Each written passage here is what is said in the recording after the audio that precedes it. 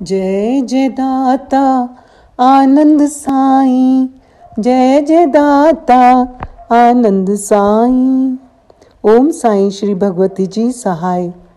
नवरात्रों में बड़े भाव से भजन माई का की जय, माँ के पावन नामों का निज दिन अमृत पी जय।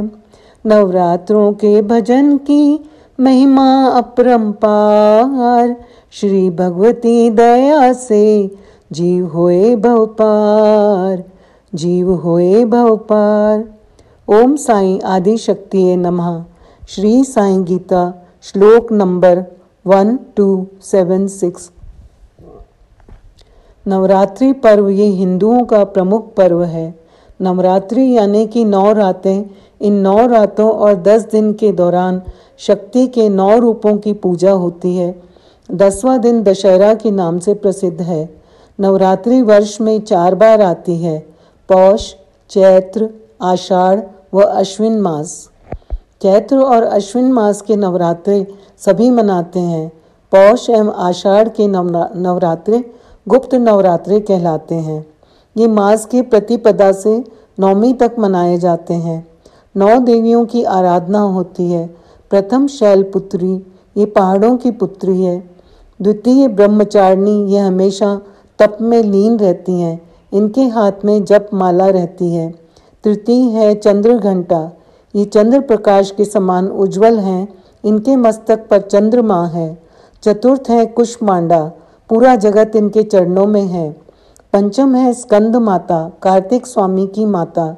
षष्ठम है कात्यायनी, ऋषि कात्यायन के आश्रम में जन्मी। सप्तम है कालरात्रि, यानी काल का नाश करने वाली।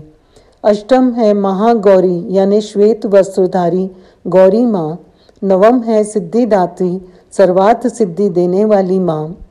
नवरात्रि पर्व माँ दुर्गा की भक्ति और परमात्मा की शक्ति, परम रचनात्मक ऊर्जा की पूजा की सबसे शुभ और अनोखी अवधि मानी जाती है। लोक मान्यताओं के आधार पर लोगों का ये मानना है कि व्रत उपवास करने से देवी माँ प्रसन्न होती है, लेकिन माँ व्रत करने से खुश नहीं होती, क्योंकि व्रत करना शास्त्र विधि को त्याग कर मनमाना आचरण है। शिरडी में श्री बाबा सरकार जो कि वे हमारी साईं माँ भी हैं, व्रत उपवास के विरुद्ध थे और श्री आनंद साईं जी भी उपवास रखने नहीं देते थे। वे कहते हैं कि आचरण शुद्ध रखो, बड़े भाव से माँ का भजन करो। ये 9 दिनों की महिमा अपरंपार है। श्री भगवती की दया से जीव भव से पार हो जाता है। नवरात्रों की प्रमुख कथा है, लंका युद्ध में ब्रह्मा जी ने श्री राम जी को माँ का पूजन कर देवी को प्रसन्न करने को कहा। राम जी ने चंडी पूजन और हवन हेतु दुर्लभ 108 नील कमल की व्यवस्था की।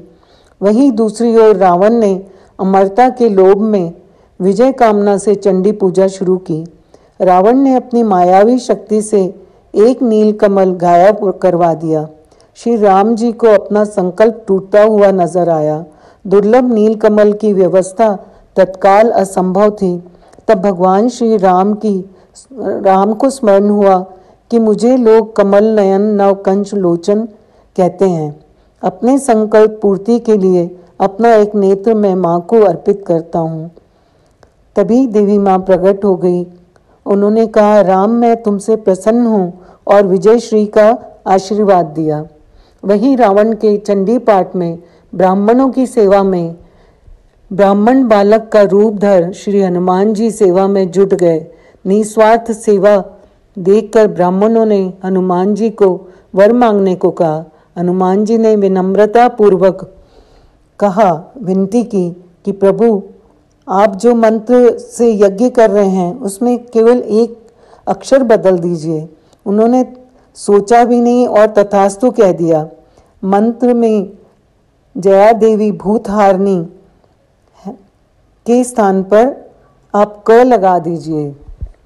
भूतहारिणी यानी प्राणियों की पीड़ा हरने वाली, और भूतकारिणी यानी प्राणियों को पीड़ित करने वाली, जिससे देवी रुष्ट हो गई और रावण का सर्वनाश करवा।